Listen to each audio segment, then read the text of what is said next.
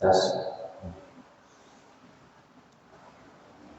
Bismillahirrahmanirrahim. Assalamualaikum warahmatullahi wabarakatuh.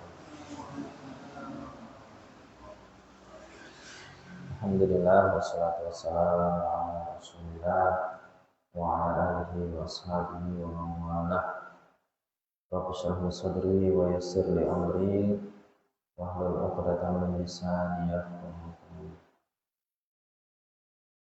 Alhamdulillah pada malam yang barokah ini dengan karunia Allah yang berupa hujan kita masih bisa bermajelis di masjidnya Allah walaupun sempat tertunda tapi tidak menghalangi berjalannya acara pada malam hari ini. Maka sekali lagi mari kita ucapkan alhamdulillah. Salawat serta salam semoga tetap tercurah limpahkan kepada junjungan kita besar Nabi Muhammad Sallallahu Alaihi Wasallam yang kita nantikan syafaatnya kelak di yaumul akhir. Ikhwah fiddin rahimakumullah.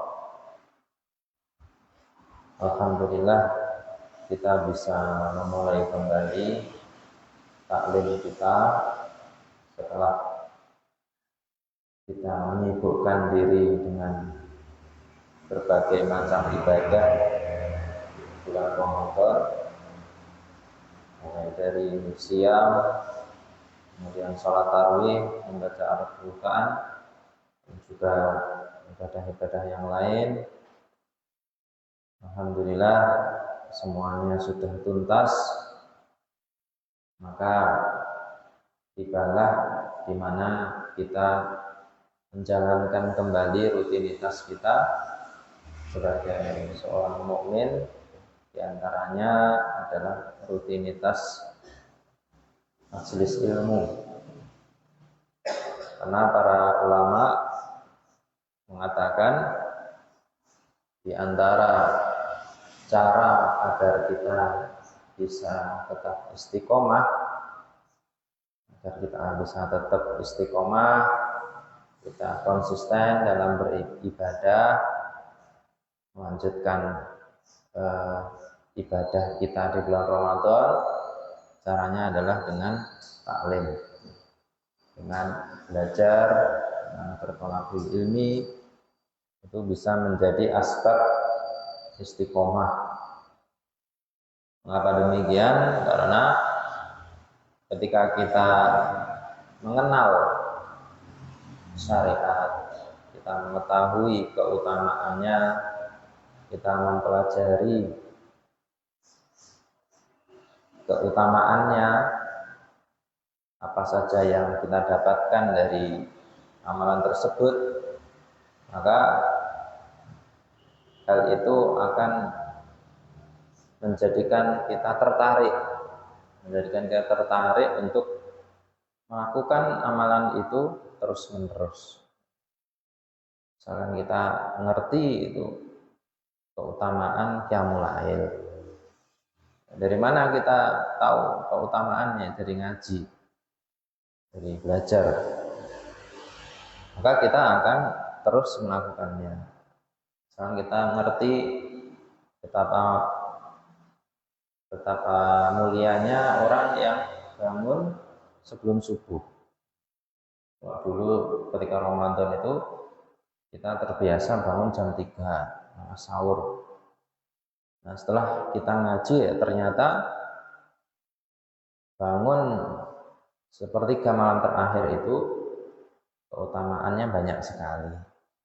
Itu kita ketahui dari mana? Dari ngaji, dari taklim itu tadi. Maka taklim seperti ini hendaknya kita ajak, ya, kita istiqomahkan bagaimanapun keadaannya, karena hal itu menjadi asbab istiqomah kita dalam beribadah kepada Allah Subhanahu wa taala. Ikhwatiddin rahimakumullah. Mari kita lanjutkan kajian tafsir kita, tafsir surat Al-Imran, di mana pada pertemuan sebelumnya kita membahas mengenai sifat dari orang-orang Yahudi, karakter orang Yahudi, apa yang suka mereka lakukan, ya, diantaranya mereka itu suka mendustakan ayat Allah, mengkafiri ayat Allah, dan membunuh nabi-nabi mereka. Innal ladzina yakfuruna bi ayatillah wa yaqtuluna an-nabiyyina bighairi haqq.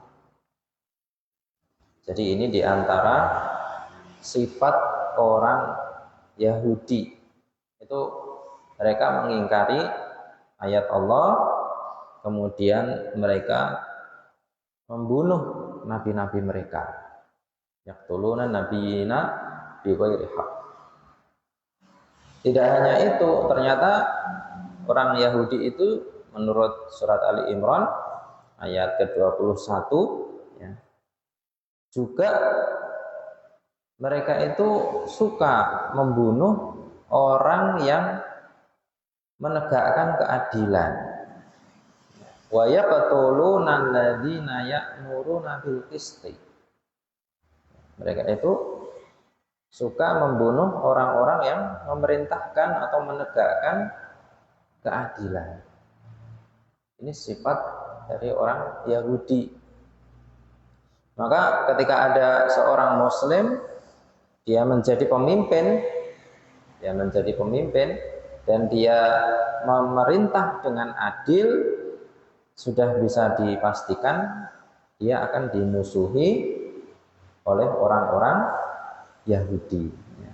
Akan dimusuhi oleh orang-orang Yahudi, karena di antara sifatnya orang Yahudi itu mereka tidak bersifat adil, mereka zalim, senangannya zalim.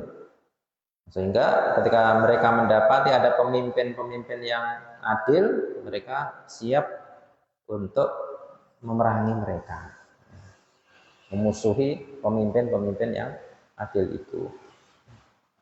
Sehingga di dunia Islam hari ini, pemimpin atau orang-orang yang dekat dengan orang Yahudi itu biasanya sifatnya mirip, ya. Karakternya itu mirip. Orangnya juga tidak senang keadilan, ya, senang berbuat zalim, senang berbuat kerusakan, dan sebagainya. Baik, kemudian di ayat yang ke-23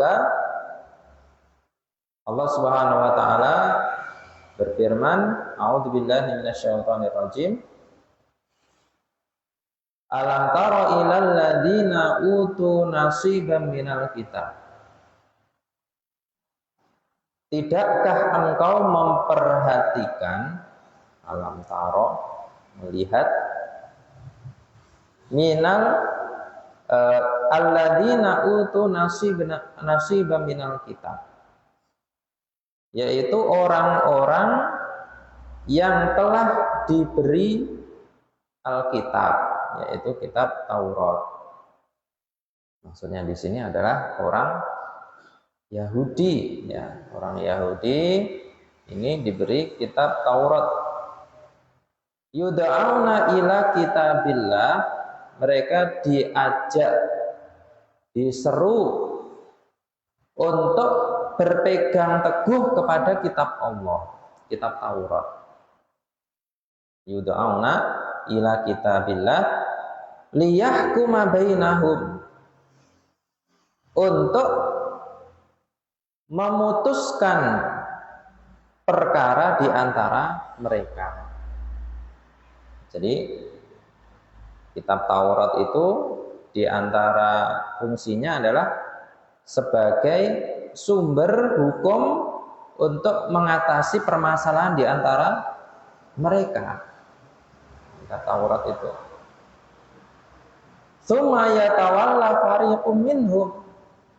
Namun sebagian dari mereka itu malah berpaling.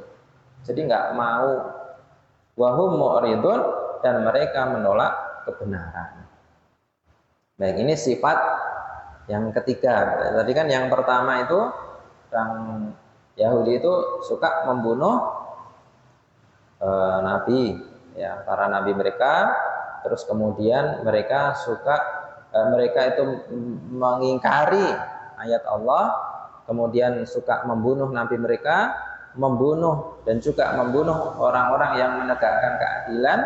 Di sini ditambah lagi mereka ini tidak mau berhukum dengan kitab Taurat, ya, nggak mau berhukum.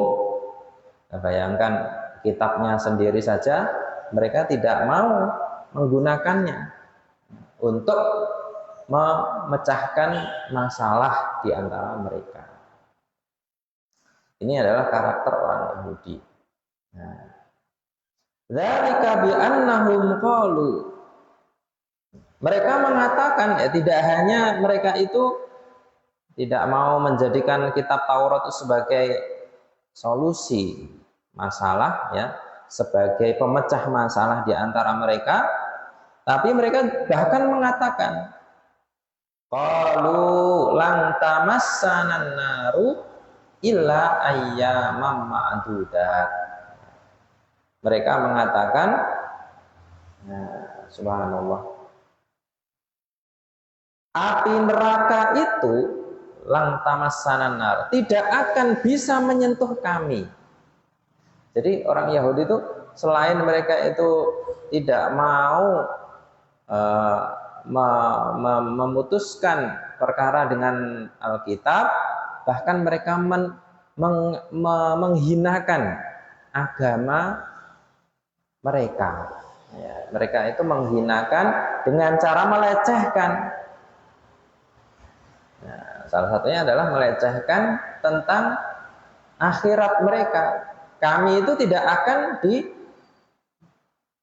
disentuh oleh api neraka, lan tamassanan naru illa ayyamam ma'dudat, kecuali hanya beberapa hari saja.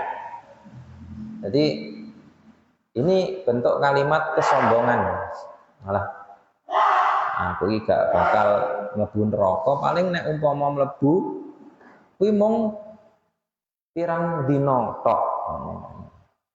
Ini diantara kalimat-kalimat pelecehan terhadap syariat itu seperti itu. Maka kita dapati orang-orang hari ini itu mirip-mirip, ya kan? Pelecehan terhadap agama itu mirip-mirip. Malah gak popo mlebu neraka, paling ora suwi, ya. Mlebu neraka ya sedina rong dina gak popo. Itu seperti nantang gitu ya.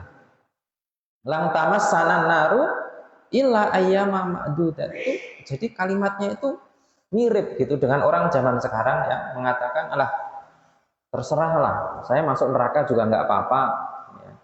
Alah gak popo, saya nggak takut masuk neraka, paling neraka itu paling kayak gini-gini. Jadi dia remehkan itu kemurkaan Allah yang berbentuk neraka itu dia remehkan. Padahal, ya, kalau seorang mukmin itu melihat neraka itu adalah bentuk dari murka Allah, dan surga itu adalah bentuk daripada keridhaan Allah Subhanahu wa taala. Wa qarrahum fi dinihim ma kanu yaftarun. Mereka terpedaya dalam agama mereka oleh apa yang mereka ada-adakan. Jadi mereka itu membuat sesuatu yang mengada-ada dalam urusan agama. Dan mengada-ada itu biasanya sumbernya dari akal. Jadi diakali gitu. Agama itu seolah-olah diakali, bisa diakali, ya, bisa diselewengkan oleh mereka. Makanya kitab Taurat diselewengkan, dirubah, ya kan. Terus ada kabar tentang neraka itu juga diselewengkan, dibuat melecehkan, ya, dari neraka tersebut. Fi dinihim makanu yaftarun. Kemudian apa kata Allah?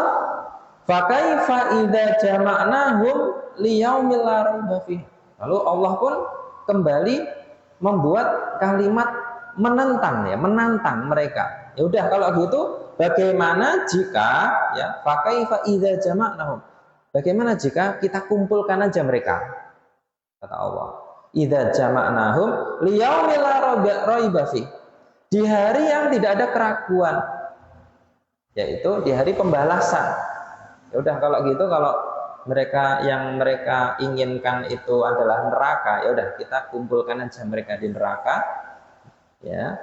Wa wufiyat kullu nafsin ma kasabat wa hum la yudlamun. Nah, kemudian wa wufiyat, dan kepada setiap jiwa diberi balasan yang sempurna. Jadi setiap orang akan diberi balasan yang sempurna sesuai apa yang mereka kerjakan. Wahum la yudlamun, dan tidak ada yang dizalimi sedikit pun. Dan ini adalah cara bahasa Al-Quran ketika kita mendapati ada orang yang meremehkan syariat. Contohnya orang Yahudi tadi, ketika ada yang meremehkan syariat, maka kita pun juga meremehkan mereka. Pokoknya kalau ada, ini termasuk ilmu jadal, ilmu perdebatan. Ketika ada orang itu merendahkan atau meremehkan, maka kita pun boleh merendahkannya, langsung juga menyerang begitu. Ya aku rapopo mlebu neraka sedina rong dina. Ya wis sok nek wis nang neraka, gitu. Nah, jadi jawabannya begitu aja. Sok nek wis nang neraka ya tak aruh-aruhi, tak syukur nih awakmu kok nang neraka ya. Jadi apa namanya? Langsung aja gitu. Karena dia itu secara langsung itu meremehkan dan menyerang syariat itu.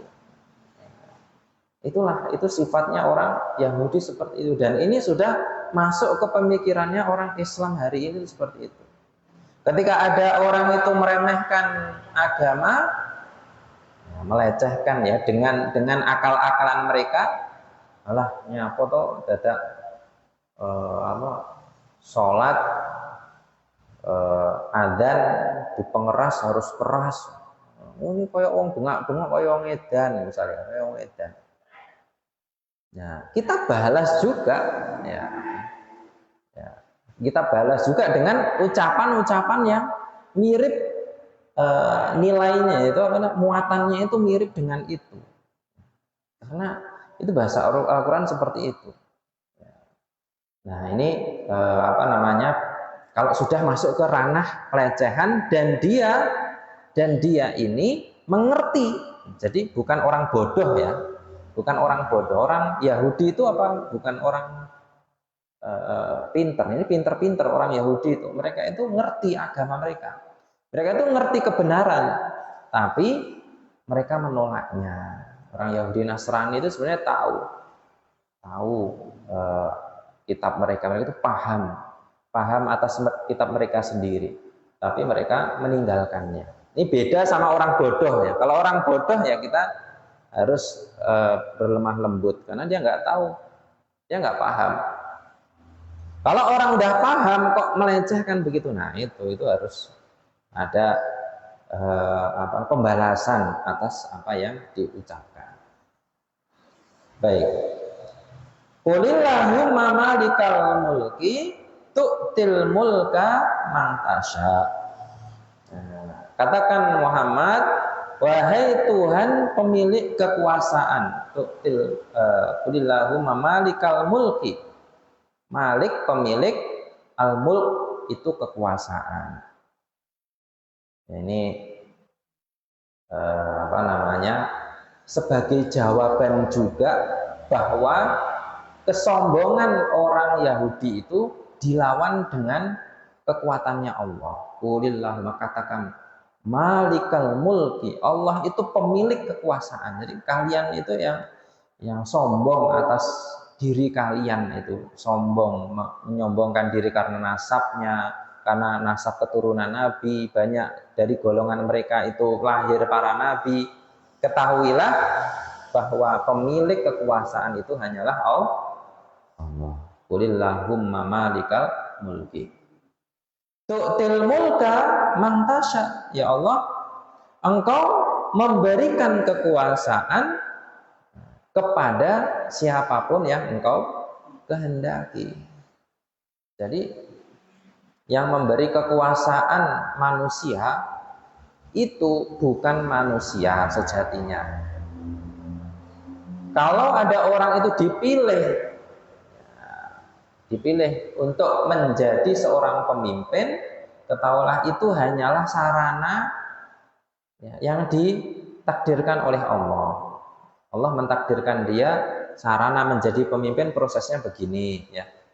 Ada yang prosesnya begitu ya, macam-macam. Ada yang dipilih langsung, ada yang musyawarah, ada yang dipilih voting dan lain sebagainya. Itu prosesnya. Tapi takdirnya itu dia itu jadi pemimpin atau tidak, itu yang menentukan adalah Allah. Menentukan adalah Allah SWT. Manusia itu hanya ikhtiar saja. Sama seperti, mohon maaf, misalkan, jadi beda ya antara ikhtiar dengan takdir. Kalau ikhtiar itu manusia itu macam-macam usahanya. Manusia itu usahanya macam-macam. Misalkan ada orang yang menikah, ya kan? Menikah yang satu itu menikah karena mohon maaf dia punya kedekatan ya. Bahasane cah saiki ya pacaran. Yang satu itu dengan cara syar'i. Kedua-duanya akhirnya ditakdirkan Allah untuk menikah. Apakah akhirnya ini adalah takdirnya Allah? Iya, tapi usaha sebelum menuju takdir itu, sebelum menuju ketetapan itu dipasrahkan kepada masing-masing manusia. Jadi ketetapannya sama, tapi wasilah untuk menuju takdir itu ya berbeda-beda. Sama seperti kita masuk surga lewat jalannya masing-masing, ya kan? Kita ada yang jalannya taklim, ya, jalannya para ulama, ada jalannya itu mujahid, ada jalannya itu syahid, ada jalannya itu mati, mungkin dengan jalan-jalan yang lain. Jadi arahnya satu, tapi jalan usahanya itu bermacam-macam. Sama dengan kepemimpinan juga seperti itu. Maka kita tidak bisa menyalahkan Allah. Ya sudah, takdirnya begitu, ya sudah, selesai. Wa tanzi'ul mulka mimman tasya. Dan engkau ya Allah itu melepaskan kekuasaan, mencabut kekuasaan itu dari siapapun yang engkau kehendaki. Artinya al-mulku ya, mulku kekuasaan itu adalah takdir dari Allah. Kekuasaan itu. Kalau sekarang ya, sekarang itu orang yang punya jabatan itu namanya apa? Pejabat, ya kan? Orang punya jabatan namanya pejabat. Nah, siapa yang memberikan jabatan itu? Allah Subhanahu wa taala. Lewat jalan apapun. Lewat jalan apapun, kalau dia mempunyai kekuasaan jabatan, berarti itu anugerah dari Allah Subhanahu wa taala. Walaupun jabatan itu ya sifatnya ini tadi. Sifatnya apa? Sifatnya jabatan tu'til mulka wa tanzi'ul mulka. Jadi sifatnya jabatan itu tu'ti, diberikan, yang memberikan siapa? Allah, dan juga tanzi'ul mulka, dan mencabut. Artinya apa? Dari sini kita paham bahwa jabatan itu tidak langgeng. Jabatan itu tidak selama-lamanya. Karena dia diberi dan dicabut. Dikasih dan diambil. Sama seperti harta. Harta itu dikasih, bisa diambil oleh Allah. Jabatan juga begitu. Bisa diberi, bisa diambil. Apapun itu yang sumbernya dari Allah, bisa diberi oleh Allah, bisa diambil juga. Ya, Masya Allah. Termasuk ilmu. Ilmu itu bisa diberi, bisa dicabut oleh Allah. Di antara proses pengambilan ilmu atau pencabutan ilmu itu ketika diwafatkannya para ulama. Pokoknya ulama wis padha sedo, itu berarti tanda ilmu itu dicabut begitu. Masya Allah. Termasuk nyawa kita dikasih, ditiupkan ruh. Nah, habis itu nanti diambil. Artinya apa? Artinya apa? segala sesuatu di dunia ini yang berupa pemberian Allah itu sifatnya sementara. Sifatnya sementara, tidak langgeng, tidak selama-lamanya. Apapun, harta, jabatan, ya, jabatan pun ya begitu. Mungkin panjenengan yang dulunya ada yang punya jabatan ya, pejabat, ya. Itu kan nanti disudahi gitu. Ya dikasih jabatan, dilantik, nanti kalau udah umur 60, 62 ya kan, atau kalau misalkan ada ketentuan, ada sebuah ketentuan mungkin sebelum usia 60 itu sudah diambil jabatannya, berarti sudah selesai. Sudah selesai, dia tidak ada jabatan lagi. Itu tandanya berlaku ayat ini. Tu'til mulka man tasya wa tanzi'ul mulka mimman tasya. Ya, jadi itu tanda bahwasannya jabatan itu tidak, atau kekuasaan itu tidak abadi. Jadi presiden mau 5 tahun berguwes, ya. Jadi pejabat sampai umur 6 tahun, 60 tahun. 60 tahun selesai, ya wes, ya kan. Yang awalnya itu dia dipuja, awalnya itu dia dihormati, ketika jabatannya diambil oleh Allah, ya, apakah masih sama penghormatannya? Tentu sudah berbeda, karena sudah berubah, jabatannya sudah hilang. Jabatannya sudah hilang. Yang mungkin dulu dia punya jabatan tinggi, diminta duduk di depan, ya, tapi ketika jabatannya sudah hilang, dia sudah tidak diminta duduk di depan lagi, wes, tanya apa? Ya wes rampung jabatannya, begitulah. Ya, begitu juga harta. Ketika kita punya harta, kita bisa beli banyak hal, banyak barang, banyak benda seenak kita. Ya, butuh apa arek tuku. Nah, tapi nek duit entek, ya wes gak iso tuku. Itulah sifatnya semu seperti itu. Makanya yang sifatnya langgeng sampai akhirat itu hanyalah takwa. Hanyalah takwa. Wa tazawwadu fa inna khaira zadi taqwa. Dan hendaklah kalian itu mengumpulkan bekal. Ya, sebaik-baik bekal adalah bekal takwa, yang itu jika kita miliki akan langgeng, ya, sampai akhirat nanti, ya, membawa kemaslahatan di akhirat nanti. Baik, biyadikal khair, dengan kekuasaanmu yang baik, innaka ala kulli syai'in qadir. Ya. Sungguhnya engkau maha kuasa atas segala sesuatu.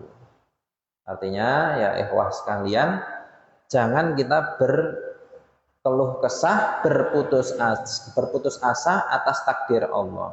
Kalau memang kekuasaan itu suatu saat diberikan kepada orang-orang yang beriman, ya kita berbahagia.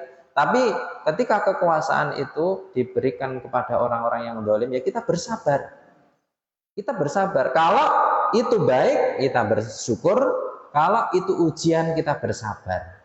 Dan semua itu baik bagi orang yang beriman, karena adanya kekuasaan, nggak ada kekuasaan, itu semuanya atas ketetapan dari Allah. Jadi nggak perlu kita berputus asa, ya Allah, jembien kok dipimpin karo ngene, karo wong sing gak cocok karo atiku, ya, misalkan. Ya, mungkin yang berkeluarga, yang berkeluarga itu ada yang mengeluh, yo alah, aku kok dipimpin karo bojoku sing ngene, bojoku kok ora apik, ya kan, bojoku iki wis gayane iki wis gak manfaat, gak nate membimbing awakku misalnya. Itu kita tetap harus bersabar seperti itu. Karena apa? Itu adalah takdir Allah. Maka kalau itu takdirnya baik, jadi ujian, takdirnya buruk, ya ujian, terus kabeh ujian. Ya. Tidak ada yang lepas dari ujiannya Allah, ya. Terutama dalam ujian kekuasaan itu. Yang kerja di luar, misalkan dia punya pemimpin yang kurang cocok, Yesus bersabar. Bersabar ya. Itulah jalan satu-satunya. Tulijul laila fin nahar, engkau memasukkan malam ke dalam siang. Tulijul laila wan nahar. Ya, tu'aqibul laila wan nahar. Ai tu'aqibu al-laila wan nahar, yaitu mengganti, ya, menggulirkan antara siang dan malam. Al-laila fin nahar wa tulijun nahara fil lail. Yaitu digulirkan waktu itu dibuat silih berganti begitu. Antara malam dengan siang, siang dengan malam. Artinya apa? Waktu saja tidak ada yang abadi. Malam itu ya sementara. Siang pun juga sementara. Siapa yang membuat itu? Ya Allah Subhanahu wa taala. Malam seperti ini nggak akan lama. Hujan seperti ini nggak akan lama. Akan datang esok pagi hari yang cerah, ya, yang tidak gelap lagi seperti malam ini. Dan ketika datang cerah itu ketahuilah ini nggak akan lama juga, karena nanti akan datang malam begitu. Baik, tulijul laila fin nahar wa tulijul nahara fil lail wa tukhrijul hayya minal mayyit. Dan engkau ya Allah yang mengeluarkan, ya, atau membangkitkan orang hidup dari kematian, membangkitkan mayit. Siapa yang membangkitkan mayit? Itu adalah Allah Subhanahu wa taala. Keluarkan yang hidup dari yang mati, dan engkau keluarkan yang mati dari yang hidup. Masya Allah. Dari yang mati saja Allah itu bisa munculkan makhluk hidup, ya. Dari yang hidup pun Allah juga bisa mematikan. Contoh, ya, misalkan di sekitar kita itu ada tanah. Tanah itu tanah yang tidak ada apa-apa. Ketika kita tanah itu tidak ditumbuhi apa-apa, ya, terus kita kasih air, kita sirami air, terus kita sirami air, tiba-tiba muncul tumbuhan di situ. Ya suket ya nek, ya, terus kadang-kadang suket apa, bermacam-macam suket. Nah itu dari mana itu? Ternyata ada unsur, ya, ada unsur tumbuhan di dalam tanah itu yang hidup, ya, melalui proses air tadi. Yang hidup melalui proses air tadi. Jadi yang kita lihat itu tidak ada unsur apapun dalam tanah itu, sorane apa-apane, itu semua lemah. Tapi ketika disiram air, ternyata dari tanah itu muncul berbagai macam tumbuhan. Kan misalnya nggih, neng mburi omah, neng kebonan lho, roh-roh tukul kates. Sapa sing nandur niku? Roh-roh tukul napa biasanya sing tukul niku? Wit pelem ya. Iki wit pelem saka endi? Sapa sing nandur niku? Roh-roh nggih sing kerep niku nggih kates niku. Tahu-tahu tumbuh itu buah pisang, ya, pohon pisang. Masya Allah. Itu ternyata ada unsur sebelumnya seperti itu. Berarti apa?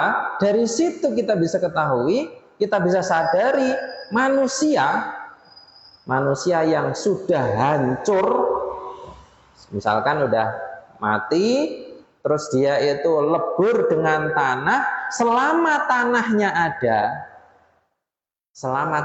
ada, itu bisa dihidupkan lagi oleh Allah Subhanahu wa taala. Dan itu ada dalam Al-Qur'an. Dikumpulkan lagi oleh Allah Subhanahu wa taala. Jadi jangan heran nggih, ya sekalian, misalkan nggih jenengan misalnya pas hari kebangkitan itu kan, roh-roh apa? Lemah-lemah niku jedul mayat-mayat itu udah bermunculan nih. Karena di situ dulu ada orang yang mati di situ, oleh Allah dibangkitkan karena unsur jasadnya itu ada di situ, yang sudah menyatu dengan tanah itu unsurnya masih ada. Itulah ya hikmah dari firman Allah, ya, wa tukhrijul hayya minal mayyit. Engkau mengeluarkan yaitu membangkitkan orang yang hidup dari kematian, wa tukhrijul mayyita minal hayy. Nah, dan engkau keluarkan yang mati dari yang hidup. Nah, jadi semuanya itu atas kekuasaan Allah. Wa tarzuqu man tasya bighairi hisab, dan engkau memberi rezeki orang-orang yang engkau kehendaki tanpa perhitungan. Jadi kalau sudah diberi rizki itu kadang-kadang Allah itu tidak perhitungan, itu bisa jadi seperti itu. Kadang-kadang wonge sing wis apik, wonge sing wis salat gitu. Wonge ya wong apik, ya ngaji salat, tapi malah uripe niku ujiane kathah. Nah justru sing gak salat, sing gak sapa masjid ya sing ngoten niku malah uripe menak. Itu apa? Itu semuanya adalah bentuk daripada takdir Allah Subhanahu wa taala. Itu takdir itu seperti itu. Jadi terkadang itu ya Masya Allah, kalau kita itu tidak merenungi hidup ini, ya isinya mau ngersulo. Lah kae lho. Wong wae ora nate salat, ora sapa masjid, ya ngaji ya ora ana, tapi uripe kok ayem-ayem ae. Justru orang yang taat beribadah, bertakwa kepada Allah, ya salat, ya ngaji, tapi uripe malah susah. Nah, itu semuanya tidak lepas dari kekuasaan Allah Subhanahu wa taala. Kalau semua. Baik, ya mungkin sampai ayat 27 ya. Insyaallah di pertemuan yang akan datang kita lanjutkan sampai ayat 29 insyaallah. Demikian mudah-mudahan ini dapat bermanfaat untuk diri kita ya, untuk keimanan kita ya, untuk kehidupan kita. Mudah-mudahan Allah SWT memberikan kekuatan kepada kita semuanya. Amin amin ya rabbal alamin.